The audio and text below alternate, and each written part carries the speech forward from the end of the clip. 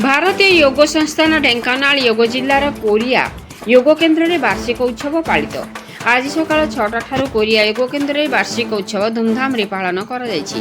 एथिरे प्रथम दीप प्रज्वलन करा जायथिला।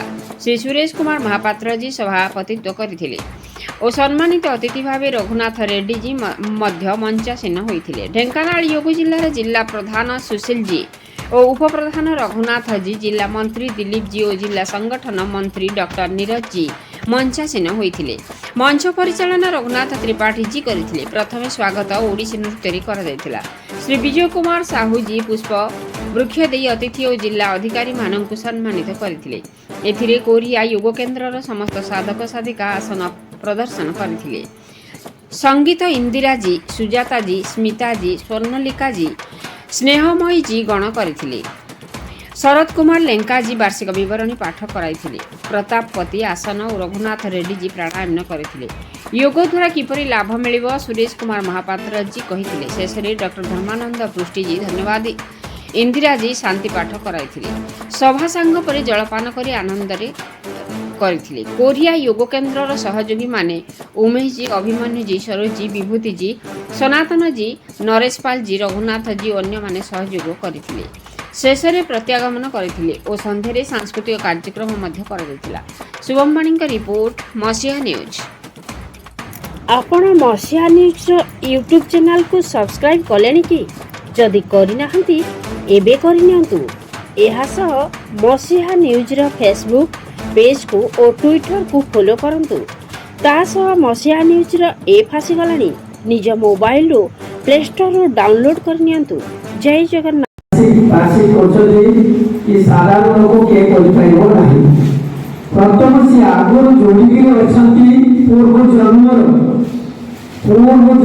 जोड़िकी अछंती बोली ये एते कम समय रे गुटे वर्ष भितर केते बड़ प्रोग्राम कर पाछे हम खुशी लागला। हम सुरेश सर बहुत खुशी अछंती। हमर भारतीय जो संस्थान खुशी अछंती। हमें कोन पाई कहा पाई हमें जोड़ करला किसके लिए जोड़ा करिया निज पाई आमे निज पाई जोग करिया अन्य मानक पाई न। आपण माने जो अछंती कि आपण निज पाई निज शरीर पाई निज शरीर को आपण माने देखु तो प्रथम मोर शरीर कोन मु कोन जन्म आइली कोन पाठ पढ़ी आ कोन कोन अछि ये शरीर नथिले ठीक भाव नथिले आपण के आसीता करताबे। आपण तो शरीर ठीक अछि बोली आपण आसी पाले एठी बसी पाले हम कथा सुन पाले आपण जोगनी कर परछंती। आ घर को शांति रखिया पई नियति जोग दरकार। निज घर शांति दरकार है तर आपण जानि जोग करिवे। आ एई जो रोगी आपण एठी थिबे घर अशांति हो जो घर अशांति हो आपण को के बड़ पाइबो नाही। प्रथम निज शरीर को देखु। निज शरीर जो भल अच्छी भल कर एकाठी सबुजमा परिवेश एपटे गाड़ी घा जाऊँगी तो एपटे देखो सुंदर पहाड़ अच्छी शांत स्निग्ध आप लेंगा सार एकदम वर्णना करके कहे पूरा आ विशेष कहवार नहीं ये संस्थान ये जगह ये केन्द्र और केन्द्र जे प्रतिष्ठाता मुख्य विषय ये सब से विशेष कहवार नहीं समय अतिक्रांत। आमे योग करबार मुख्य कारण है शारीरिक सुस्थता, मानसिक शांति एवं आध्यात्मिक प्रगति। ये तीनटा जिनिस हम दरकार योगाभ्यास द्वारा। किंतु सब बड़ जिनिस होती समस्त योग करते संस्थान बाहर 42टा संस्थान आसते इंटरनेशनल योग डे रे कलिंग स्टाडियम को। किंतु श्रृंखला गोटे जिनस जोड़ा भारतीय योग संस्थान आपण मानकु शिखाउछि। सबुठ बड़ जिनस श्रृंखला जीवन आज श्रृंखलित नहीं बोली समाज रे एते प्रकार विपत्ति आसुची एते प्रकार विशृंखला आसुची। श्रृंखला नहीं जोटी बाप मां श्रृंखलित नुहंती ताकि पिला माने श्रृंखलित हेबे किपरि। बढ़िया सुंदर कपड़े कहले हमर सुशील बाबू तेणु श्रृंखलित हवा दरकार। ପିଲାମାନଙ୍କୁ ସେ ଲାଇନକୁ ଆଣିବା ଦରକାର, ଟିକେ ଟିକେ ଆଣିବା ଦରକାର, ବିଶେଷ ନାହିଁ। ଯଦି ଆମେ ପିଲାକୁ କହିବା ତୁ ଆମରି ପ୍ରାଣାୟାମ କର, ସେ ମୁଁ ପ୍ରାଣାୟାମ କରିବିନି, କିନ୍ତୁ କହିବା ସେ ବଣ୍ଟିର ଅଧିକ ନମ୍ବର ରହୁଛି, ସେ 97% ରଖୁଛି, ତୋର କାହିଁକି 70% 75 ରହୁଛି, ତୁ କ'ଣ 97 ରଖିପାରିବୁନି? କରିପାରିବୁ। ଗୋଟେ କାମ କଲେ ହବ, ତୁ ସବୁଦିନ ଜ୍ଞାନ ମୁଦ୍ରାରେ 5 ମିନିଟ୍ ବସିବୁ, ଓମ୍ ଚାଣ୍ଟିଂ କରିବୁ, କଣ ଦେଖାଉଛ ନାହିଁ, କାରଣ ଜ୍ଞାନ ମୁଦ୍ରା କଲେ ବୁଦ୍ଧି ବଢିବ, ଜ୍ଞାନ ବଢିବ। ତୁ ଭ୍ରାମରୀ ପ୍ରାଣାୟାମ କର, ଯୋଉଟା ମୁଁ କହୁଛି, ଏଥିରେ ବୁଦ୍ଧି ବ୍ରେନ୍ ବଢିବ, ଡେଭଲପ ହବ, ତୋ ନମ୍ବର ଅଧିକ ଆସିବ। ତାର ଗୋଟେ ଇଚ୍ଛା ଆସିବ ଯେ ଯେହେତୁ ମୋ ନମ୍ବର ଅଧିକ ଆସିବ ମୁଁ ଏଇଟା କରିବି। କିନ୍ତୁ ଯୋଗ କର କହିଲେ ସେ କ'ଣ ଆମ ଯୋଗ କରିବେ, ବର ମୋବାଇଲ ମଧ୍ୟ ସେ ଘଣ୍ଟେ ଦେଖିବ, ଯୋଗ କରିବନି। ତେଣୁ ସବୁଠୁ ବଡ଼ ଜିନିଷ ହେଲା ଆମର ଯୋଗରେ ଯୋଉମାନେ ଶିକ୍ଷକ ହଉଛନ୍ତି ସେମାନେ ମୁଖ୍ୟ। ଯେ ଅଛନ୍ତି ସାର୍ ଏଇଟା ଆମର ବାବୁ ବାବୁ, ସିଏ ହଉଛନ୍ତି ଲେଖା ବାବୁ, କୃଷି ବାବୁ, ଏମାନେ ଆମ ଯୋଗ ଶିକ୍ଷକ। ଏମାନେ ଠିକ ହେବା ଦରକାର। ଆମର ପତି ସାର୍ ଅଛନ୍ତି, ଏମାନେ ଯଦି ଠିକ ହେବେ ତାହେଲେ କ'ଣ ପୁରା ସବୁ ଠିକ ଚାଲିବ, କେନ୍ଦ୍ର ଠିକ ଚାଲିବ ଏବଂ ଆମର ତ ଆଜି ଯୋଗ ପାଇଁ ଆମେ ସମସ୍ତେ ଏକତ୍ରିତ ହେଇଛେ। ତ ମୋର ଭାଷଣର ତାତ୍ପର୍ଯ୍ୟ ହେଲା ଯୋଗର ଆବଶ୍ୟକତା। ତ ସମୟର ପ୍ରତିବଦ୍ଧତା ଭିତରେ ଆମେ ବନ୍ଧା, 6ଟାରୁ ଆରମ୍ଭ ହେଲା 8ଟାରେ ସରିବ। ତେଣୁ ପ୍ରଥମେ ଉପସ୍ଥିତ ସାମ୍ନାରେ ବସିଥିବା ସାଧକ ସାଧିକା ଏବଂ ଅଧିକାରୀ ବୃନ୍ଦକୁ ମୁଁ କୋଟି କୋଟି ପ୍ରଣାମ କରୁଛି। ଏତେ ସମୟ ଧରି ଆମକୁ ସମୟ ଦେଇଥିବାରୁ ସମସ୍ତ ବିଶେଷ ଧନ୍ୟବାଦ।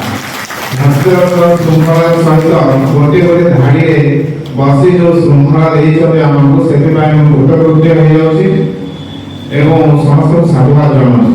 ମୁଁ ଗୋଟିଏ ଛୋଟ ଗପ ମାଧ୍ୟମରେ ଆପଣଙ୍କୁ ଜଣାଇଦେବି ଯୋଗର ଆବଶ୍ୟକତା କ'ଣ ଅଛି। ଗଲାକାଲି ଖଟୁଆହାଟ ଯୋଗ କେନ୍ଦ୍ରରେ ଶାନ୍ତି କିପରି ମିଳେ ମୁଁ କହିଥିଲି, ଗୋଟିଏ ଉଦାହରଣ ଦେଇଥିଲି। ତ ଆଜି ସେ ଲମ୍ବା ଉଦାହରଣ ଦେଇ ହବନି, ଗୋଟେ ସର୍ଟ ଉଦାହରଣ ଦେବି। କାଲି ଥରେ ଗୋଟିଏ ପରିବାରରେ ସ୍ୱାମୀ ସ୍ତ୍ରୀ ଏବଂ ସନ୍ତାନକୁ ନେଇ ସୁଖର ସଂସାର ଚାଲିଲା। ବହୁ ଧନ ସମ୍ପତ୍ତି, ଅଜସ୍ର ଧନ ସମ୍ପତ୍ତି, ବିତ୍ତଶାଳୀ ଲୋକ। ବ୍ୟବସାୟ ମଧ୍ୟ ତାଙ୍କର ଅତି ଉନ୍ନତ ମାନର ଚାଲିଥିଲା। ସେଠିକି ଧ୍ୟାନ ଦେବା ଅନ୍ୟମନସ୍କ ହେବାରେ, ଖାଲି ଗୋଟିଏ ସେକେଣ୍ଡରେ ଆପଣଙ୍କ ମସ୍ତିଷ୍କକୁ କିପରି ଆମେ ଯୋଗ ଭିତରକୁ ନବା ସେଇ ଉଦାହରଣ ଦଉଛି। ତ ହଠାତ୍ ହାର୍ଟ ଷ୍ଟ୍ରୋକରେ ସ୍ୱାମୀ ସ୍ତ୍ରୀ 2 ଜଣଙ୍କର ମୃତ୍ୟୁ ହେଇଗଲା। ଏକଇ ସନ୍ତାନ ପୁଅ। ଏତେ ବଡ଼ ବିଜନେସ, ଏତେ ବଡ଼ ସଂସ୍ଥାକୁ କିପରି ଚଳାଇବ? ଧୀରେ ଧୀରେ ବ୍ୟବସାୟ ବୁଡ଼ିବାରେ ଲାଗିଲା। ଯୋଉ ଲାଭ ଥିଲା ସେ ଧୀରେ ଧୀରେ କ୍ଷତିରେ ଗଡ଼ି ଚାଲିଲା। ବହୁତ ମନ ଦୁଃଖ କଲା ସେ ପିଲା। ବୁଦ୍ଧି ଅଛି କିନ୍ତୁ କରିବାର କ୍ଷମତା ନଥିଲା। ହଠାତ୍ ଜଣେ ଯୋଗୀଙ୍କ ସହିତ ଦର୍ଶନ ହେଲା। ସେ ଯୋଗୀ ତାଙ୍କ ଝୁଲା ମୁଣିରୁ କିଛି ଜିନିଷ ତାକୁ ଦେଲେ।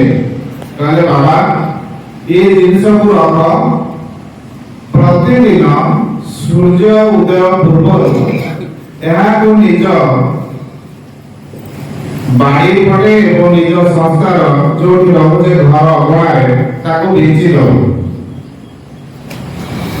7 ଦିନ କଣ୍ଟିନ୍ୟୁଅସଲି ସୂର୍ଯ୍ୟୋଦୟ ପୂର୍ବରୁ ଉଠିବୁ, ୟାକୁ ବିଞ୍ଚି ଦଉ। କଥାଟି ତା ମନକୁ ପାଇଲା। ସେ ଦବା ଜିନିଷକୁ ସାଇତି ରଖିଲା। ଆସନ୍ତାକାଲି ସକାଳ ସୂର୍ଯ୍ୟୋଦୟ ପୂର୍ବରୁ ଉଠିଲା, ଉଠିକି ବିଞ୍ଚି ଦେଲା ଚାରିଆଡ଼େ।